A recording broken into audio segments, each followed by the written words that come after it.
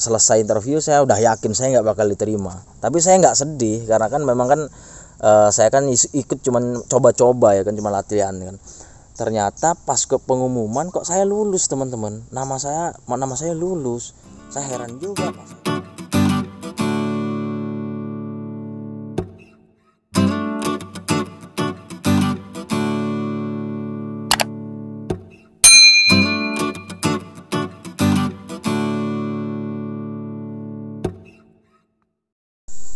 Assalamualaikum warahmatullahi wabarakatuh. Selamat pagi, apa kabar teman-teman semua? Semoga sehat selalu. Balik lagi ke Muhammad Riko Setiawan Channel. Kali ini saya mau bercerita tentang bagaimana sih mula-mulanya, awal-awalnya saya bisa bekerja di kapal pesiar. Sementara background saya hanya pendidikan SMA jurusan IPS dan tidak pernah mengikuti training ataupun kerja di hotel. Tidak pernah namanya ikut-ikut training ataupun pariwisata ataupun mengenai perkapalan. Lah, terus bagaimana saya bisa kerja di kapal? Oke, saya akan bercerita di kebun karet. Kebetulan sekarang saya sedang di darat, sedang dipulangkan akibat COVID-19.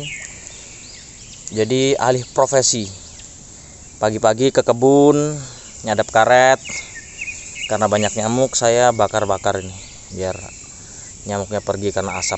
Oke, sebelum saya cerita jangan lupa dukung channel saya dengan cara subscribe dan share sebanyak-banyaknya.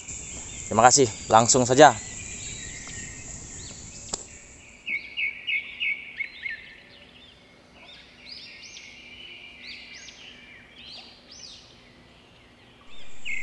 Jadi teman-teman, sebelum saya cerita awal mula ke kapal itu, saya sedikit cerita dulu pengalaman saya setelah lulus sekolah. Saya lulus sekolah itu 2010 bulan April. Nah, waktu itu setelah lulus sekolah, saya langsung merantau ke Sumatera Selatan, ke daerah Batu Raja. Di daerah Batu Raja itu saya bekerja sebagai buruh di kebun kelapa sawit. Jadi kerjanya waktu itu tuh bawa ganco. Kerjanya itu kita menyingkirkan tandan-tandan kelapa sawit. Jadi kelapa sawit itu yang sudah diambil buahnya kan ada sisa tandanya itu dibuang ke lereng-lereng di antara kelapa sawitnya itu buat pupuk. Tetapi kalau tandanya itu menyentuh di batang sawitnya itu nggak bagus karena kan panas bisa mematikan pohonnya. Jadi tugas saya itu menyingkirkan tandan tadi dari pohonnya berjarak sekitar 2 meter gitu. Temennya waktu itu ular kobra sama monyet. Jadi waktu itu 2010 masih banyak sekali monyet sama ular kobra. Kalau ular kobra memang sengaja dipelihara di kebun sawit kan untuk membasmi hama tikus. Nah, singkat cerita 3 bulan saya di Batu Raja, kemudian saya pengen merantau ke kota. Saya memutuskan untuk pergi ke Jakarta waktu itu. Saya dari Batu Raja pulang ke Lampung, ke rumah orang tua untuk pamitan. 2 hari di rumah saya langsung berangkat ke Jakarta, bermodalkan gaji saya selama 3 bulan saya kumpulin waktu kerja di kelapa sawit itu. Jadi waktu itu saya kerja itu sebagai pekerja harian lepas. Gaji saya 1 hari itu 28.000 waktu itu 2010 ya. Terus saya kumpulin nabung 3 bulan itu terkumpullah sekitar 900.000. 900.000 itu saya gunakan untuk ongkos ke Jakarta. Nah, saya tiba di Jakarta itu Januari 2011 teman-teman. Waktu tiba di Jakarta itu pertama kali ke Jakarta itu berangkat sendiri. Sampai Jakarta memang ada teman saya kan yang kerja di Jakarta. Waktu itu saya cuma numpang tempat tinggal aja. Jadi numpang kos aja di sana. Sampai Jakarta dijemput sama teman saya. Terus saya tinggal bersama teman saya di kosnya. Kemudian esoknya saya langsung bergerak, saya cari kerja. Belum ada info kan kerja di mana kan, saya cari kerja dulu. Mungkin 2 hari lah saya udah dapat kerja itu, langsung dapat kerja. Saya dulu kan intinya yang penting kerja apa aja, yang penting saya bisa menghasilkan uang ya. Karena kalau di Jakarta nggak ada pekerjaan, pengeluaran lancar terus, wah kacau ya kan. Pertama kali kerja di Jakarta itu teman-teman, cleaning service. Cleaning service saya itu nyapu kerjanya di mall, di Central Park Mall Jakarta Barat. Saya kerjanya nyapu, bersih-bersih toilet, macam-macam lah. nggak sampai sebulan kok saya kerja cleaning service itu. Terus saya nyari kerja lagi, terus saya dapat di parkir teman-teman. Saya kerja di parkir di mall yang sama, Central Park Mall juga, di secure parking waktu itu. Kerjanya ya ngatur mobil yang masuk-masuk ke dalam mall itu kan, terus jaga pos juga, kasir juga gitu kan. Selama 1 tahun saya jadi tukang parkir itu teman-teman, 2011 awal sampai akhir lah. Kemudian setelah di parkir itu saya tertarik kerja di Gramedia. Saya ngelamar ke Gramedia, pertama gugur, keduanya nggak lolos, yang ketiga kalinya baru lolos alhamdulillah. Nah di Gramedia itu alhamdulillah saya betah ya kan, gajinya juga lumayan waktu itu, udah di atas UMR ya kan. Kemudian saya berniat untuk kuliah waktu itu kan, tapi di Jakarta kuliah kalau nggak ada motor kan susah juga ya. Akhirnya saya ngambil motor dulu waktu itu, saya kredit motor. Nah setelah kredit motor berlangsung, saya rencananya mau kuliah kan, tapi baru 3 bulan saya ngambil motor waktu itu saya kecelakaan teman-teman. November 2011 itu saya kecelakaan di Pademangan, Jakarta Utara, di daerah Sunter sana. 2 November 2012 saya boncengan sama teman saya yang bawa motor, ngebut, saya nabrak angkot. Kemudian paha kaki saya sebelah kiri itu patah teman-teman, patah. Kemudian singkat cerita saya dibawa ke Jakarta Barat, di Cimande 5 hari. Kemudian dijemput keluarga, jemput orang tua, dibawa ke Lampung. Di Lampung itu prosesnya panjang sekali teman-teman. Saya diurut sama tetangga saya, ganti lagi sama orang tua, ahli pijat juga, belum sembuh orangnya sudah meninggal. Akhirnya setelah 4 bulan ganti lagi sama orang Bali. Jadi waktu itu kondisi kaki saya yang sudah menyambung usianya 4 bulan itu harus dipatahkan lagi sama orang Bali supaya bisa lurus ya kan. Singkat cerita 7 bulan kemudian saya sudah belajar jalan, itu kan udah lepas tongkat. 7 bulan kemudian saya berangkat lagi ke Jakarta. Waktu itu saya mutusin berangkat lagi ke Jakarta, bermodalkan waktu itu saya jual HP BlackBerry saya jual laku 800.000 waktu itu, dibeli sama teman saya kan. Nah saya berangkat lagi ke Jakarta itu susah teman-teman, karena posisinya saya ke Jakarta itu kaki saya udah nggak normal teman-teman, kaki saya pincang kan waktu itu. Saya ngelamar kerja itu ditolak beberapa kali, ngelamar kerja ditolak, mungkin akibat kaki saya pincang ya. Kemudian saya sempat ngamen di Jakarta ya kan, saya sempat ngamen itu di Biskota, di Monas kan, ngamen di Jakarta. Terus terakhir ngamen itu gara-gara saya berantem kan di Monas kan, berantem di Monas. Kemudian itu terakhir kali saya ngamen kan. Terus saya pergi ke sol sepatu, ke tukang sol sepatu. Saya bilang sama bapaknya, Pak, bagaimana caranya supaya kaki saya ini bisa jalannya normal lagi, Pak? Ya ditambah hak lah yang sebelah kiri, Pak, saya bilang gitu kan. Terus diakalin sama tukang sol sepatunya, ditambah lah, dikasih hak lah, sepatu saya itu dikasih hak sebelah kiri. Jadi tinggi sebelah sepatu saya, tapi ketika saya pakai saya jalannya seimbang teman-teman, begitu. Nah kemudian setelah saya jalannya udah normal seimbang, mulailah saya mencari kerja. Saya dapat ya kan, saya kerja di marketing saham sama emas online waktu itu kan. Jadi di marketing waktu itu saya nggak digaji kan, saya dapat duit itu kalau dapat nasabah. Sedangkan 8 bulan saya kerja di marketing itu saya nggak dapat nasabah satupun. Jadi transportasi, operasional sehari-hari buat makan, buat kos itu semuanya saya pinjem sama temen saya. Singkat cerita 8 bulan saya nggak dapat nasabah. Saya putuskan untuk keluar dari situ. Saya punya utang 6 juta waktu itu, Kemudian saya ngelamar lah kerja di bakery waktu itu. Pertama kali saya masuk dunia bakery itu 2014 itu saya masuk dunia bakery pertama kali di Jakarta Barat dengan gaji sebulan 1.200.000. Saya berawal dari cuci piring, kerok loyang, bersih-bersih, karena kan saya tidak ada background sama sekali di kulinernya. Singkat cerita 7 bulan saya di tempat bakery Jakarta Barat itu saya udah menguasain semua. Di toko roti itu saya bisa bikin roti, semua roti-roti di toko itu saya udah bisa semua. Tapi gaji saya waktu itu hanya naik mentok sampai 1.800.000. Sementara biaya hidup 2014 di Jakarta udah tinggi sekali, itu nggak cukup teman-teman. Apalagi untuk nyicil utang, nggak cukup. Akhirnya saya putuskan keluar dan saya ngelamar ke perusahaan yang lebih besar milik artis ternama waktu itu dan lolos. Tapi saya dikasih pilihan untuk ditugaskan di luar kota. Waktu itu pilihannya Makassar sama Papua. Saya pilih Makassar. Oktober 2014 itu saya sampai di Makassar. Nah, singkat cerita teman-teman, saya bekerja di Makassar itu betah sekali teman-teman. Gajinya alhamdulillah, saya dapat makan, saya dapat mes di sana. 2,5 tahun saya kerja di Makassar, tiba-tiba tanpa ada alasan saya dipecat teman-teman. Dipecat dan saya harus balik ke Jakarta. Akhirnya saya sedih pasti ya, orang tua apalagi ya.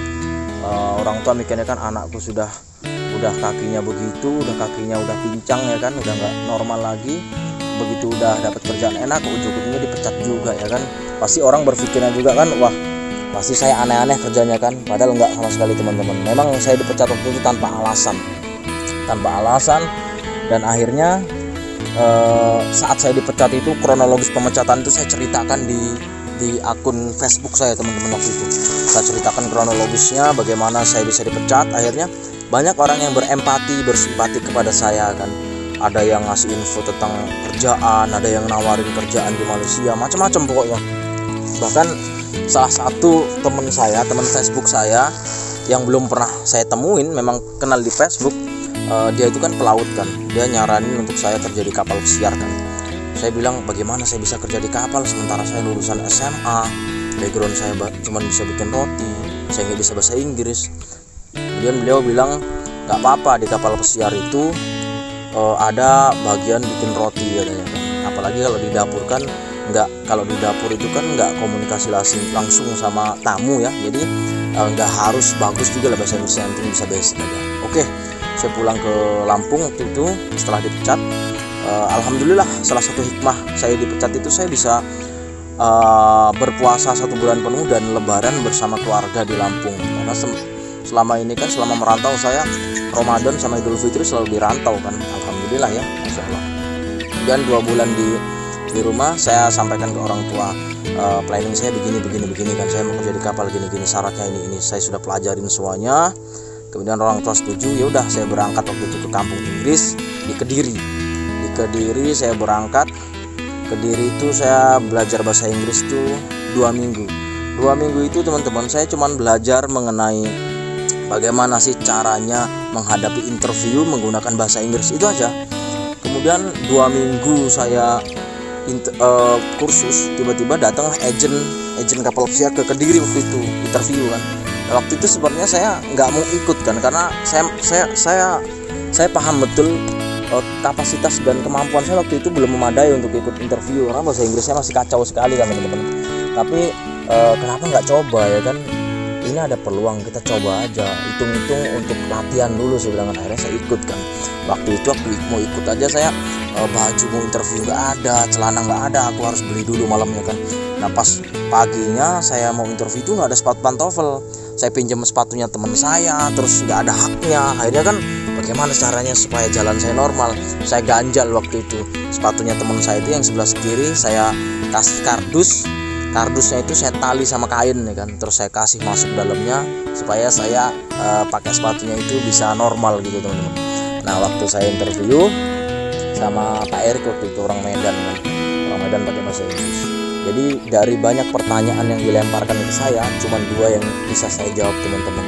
Waktu itu dia nanya itu siapa nama kamu dan berapa tinggi badan kamu, cuman itu aja. Dan saya bisa jawab pakai bahasa Inggris kan. Yang lain nggak bisa jawab kan. Kemudian selesai interview saya udah yakin saya nggak bakal diterima. Tapi saya nggak sedih karena kan memang kan saya kan ikut cuman coba-coba ya kan, cuma latihan ya. Ternyata pas ke pengumuman kok saya lulus teman-teman, nama saya lulus. Saya heran juga pas saya lihat pengalaman kerja saya di Bakery 3 tahun itu dilingkarin. Ternyata yang dipertimbangkan pengalaman kerja saya, dan saya kan punya sertifikatnya itu teman-teman. Alhamdulillah ya. Kemudian setelah lulus itu saya senang kan, baru saya mempersiapkan lebih matang lagi kan, lebih semangat lagi tentunya kan. Baru saya mulai ikut tes Marlin ya kan, terus saya ikut medical. Alhamdulillah medical saya udah takut sekali kalau nggak lolos ya. Medical kalau nggak lolos kacau kan, karena kaki saya patah kan. Alhamdulillah dokternya nggak ngelihat kalau paha kiri saya bekas patah itu kan, pincang itu kan, dia nggak tahu kan. Alhamdulillah lolos ya kan. Terus psikometrik tes online itu 180 soal lolos dibantu temen saya ya kan. Terus kemudian saya siapkan semua dokumen, paspor, Simen Book, terus BST, SAT saya bikin semua. Alhamdulillah beres semua. Nah sambil nunggu jadwal saya berangkat waktu itu saya nyari kerja teman-teman. Waktu itu saya kerja di Roti Boy 1 bulan, terus pindah lagi ke Roti Bun di Bandara Soekarno-Hatta itu di Roti juga teman-teman. Sekitar 5 bulan saya kerja di situ tuh. Kemudian bulan April 2018 itu jadwal berlayar saya keluar teman-teman. Wah saya senang sekali kan. Saya menanti itu kurang lebih 6 bulan ya. Saya menunggu jadwal itu dari saya lulus sampai saya berangkat itu kurang lebih 6 bulan saya nunggu. Itu luar biasa nunggunya kan. Ya sabar sekali lah. Orang tua tuh udah mikirnya aneh-aneh, wah ini anakku kok nggak dipanggil-panggil, pasti orang tua mikirnya penipuan kan, pasti ini anakku ditipu kan, anak agen segala macam kan. Tapi saya yakin waktu itu saya diterima dan saya nggak ditipu. Hanya saja saya harus sabar aja karena kan nunggu ya kan, nunggu permintaan dari kapal ya kan. Kemudian 27 April 2018 itu pertama kali saya berangkat ke Singapura itu untuk mengikuti join di kapal Genting Dream Cruise ya kan. Alhamdulillah waktu itu saya kerja di sana dengan posisi third backer 2. Alhamdulillah sampai sekarang kurang lebih udah 2 tahun lah saya di kapal itu. Cuman sekarang kan lagi di darat ini kan, lagi cuti gara-gara COVID-19. Teman-teman itu aja dulu ya, sedikit pengalaman yang saya bagi ke teman-teman. Mungkin lebih banyak aku bercerita tentang pengalamanku sebelum di kapal ya, tapi nggak apa-apa lah, nanti ada waktu kita bisa sharing-sharing lagi. Buat teman-teman yang mau tanya-tanya tentang dunia perkapalan atau mau tanya apapun tentang pengalaman yang telah saya jalanin, tulis saya di komentar nanti. Kalau ada waktu kita coba bikinkan video lagi, kita coba berbagi lagi teman-teman. Mudah-mudahan apa yang saya sampaikan ini bisa bermanfaat bagi teman-teman yang menyaksikan, dan tetap semangat untuk kita semua. Yakin aja roda itu berputar ya kan. Tuhan tidak tidur ya kan. Tuhan akan menghargai setiap hambanya yang bekerja keras ya kan. Pokoknya teman-teman jangan menyerah, tetap semangat. Insya Allah apapun mimpinya kita pasti bisa menaklukkan dan menggapai mimpi. Itu aja dari saya ya. Kalau kalian kalau kalian suka sama video ini, like ya. Tapi kalau nggak suka ya di unlike juga nggak apa-apa. Untuk ya kan perkembangan channel YouTubeku ini kan yang baru pemula ini kan. Jadi gitu aja teman-teman ya. Lain kali kita sambung lagi. Sehat selalu di sana, jaga kesehatan ya. Mudah-mudahan COVID-19 segera berlalu sehingga kita bisa melakukan aktivitas dengan normal seperti sedia kala. Terima kasih dari saya, Muhammad Riko Setiawan. Salam. Wassalamualaikum warahmatullahi wabarakatuh. Merdeka. Ya.